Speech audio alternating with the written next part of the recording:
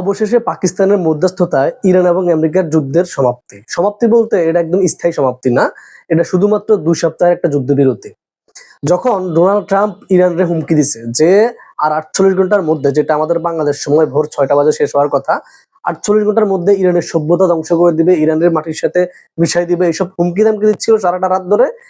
তখন মানে সময় শেষ হওয়ার আর মাত্র 1.5 ঘন্টা আগে তখন আমেরিকা জানায় যে তারা যুদ্ধবিরতিতে সম্মত হয়েছে। পাকিস্তান যে যুদ্ধবিরতির জন্য আলোচনা করছে আমেরিকার সাথে এবং ইরানের সাথে, তখন আমেরিকা জানাইছে যে তারা যুদ্ধবিরতিতে সম্মত।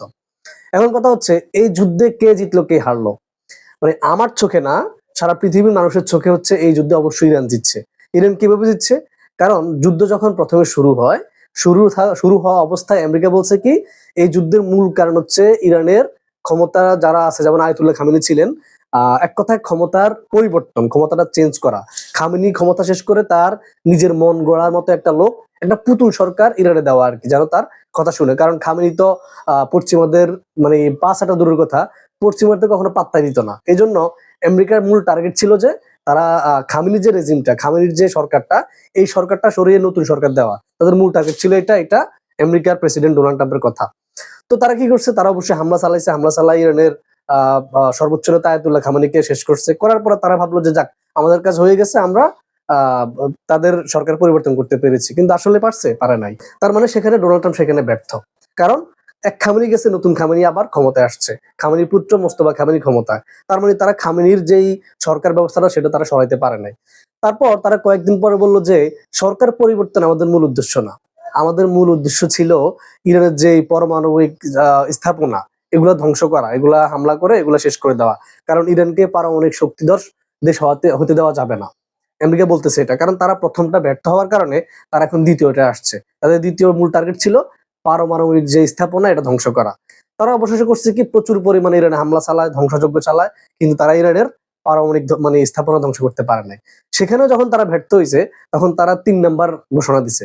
3 নাম্বার ঘোষণা হচ্ছে গত কয়েকদিন থেকে তার যে হুমকি দামকি এগুলো আর কি, যে আমরা ইরানের সভ্যতাকে মাটির সাথে মিশাই দিব, তারপর ইরানের প্রস্তর যুগে নিয়ে যাব। পারছে? অথচ সে যখন ইরানরে হুমকি দিচ্ছে যে ইরানরে প্রস্তর যুগে নিয়ে যাবে, ইরানের সভ্যতা মাটির সাথে মিশাই দিবে, সেই অবস্থা ইরানের জনগণ রাস্তায় নেমে আসছে। ইরানের জনগণ তাদের বিদ্যুৎ কেন্দ্রের সামনে পতাকা নিয়ে দাঁড়ায় আছে। হ্যাঁ, মানে পুরা শহর আল্লাহ আকবার ধ্বনিতে প্রকম্পিত হয়েছে। কারণ ইরানের জনগণ ভাই ভীত না। তারা আমার জন্মের পর থেকে যতটুকু দেখছি, আমার দেখা সবচেয়ে সাহসী জাতি হচ্ছে ইরান। যারা জানে, তারা মানে এই জাতি জানে তারা কিছুক্ষণ পর হয়তো তারা মারা যেতে পারে, তাদের উপরে সবচেয়ে কঠিন হামলা হইতে পারে।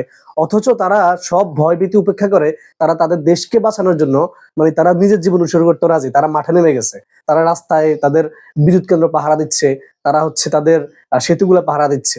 তাহলে আপনি বুঝেন এই যুদ্ধে কে জিতছে।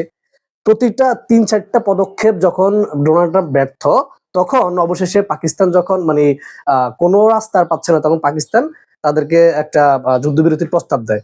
মাত্র সময় শেষ হওয়ার 1.5 ঘন্টা আগে তখন আমেরিকা বলতেছে আমি যুদ্ধবিরতিতে রাজি। যখন দেখতেছে আর কোনো রাস্তা নাই, মানে যখন আমি যদি ইরানের উপর হামলা চালাই বা ইরানের উপরে পারমাণবিক অথবা ইরানের বিদ্যুৎ কেন্দ্রে হামলা চালাই, তাহলে হিতে বিপরীত হতে পারে। কারণ ইরান তো আর মাথা নত করার দেশ না বা ওই জাতি না। তো আমরা দিন শেষে বলতে পারি, ডোনাল্ড ট্রাম্প যে 3-4টা তাদের পদক্ষেপ নিছে, যেমন ইরানের সরকার পরিবর্তন, 2 নাম্বার হচ্ছে পারমাণবিক শক্তিধর হতে দেওয়া যাবে না, 3 নাম্বার হচ্ছে ইরানকে মাটির সাথে ধূলিসাৎ করে দেওয়া, ইরানের সভ্যতা ধ্বংস করে দেওয়া। তিনটার একটা ডোনাল্ড ট্রাম্প তখন মানে জিততে পারে নাই। অবশেষে কি হয়েছে, ইরানের যে 10টা শর্ত দিছে, ইরান 10টা শর্ত দিয়ে বলছে এই শর্তগুলা মানলে আমরা যুদ্ধবিরতিতে যাব, এবং ডোনাল্ড ট্রাম্পের সেই শর্তগুলা মেনে নেওয়ার একটা আশ্বাস দিছে। তার মানে কি বোঝা যায়?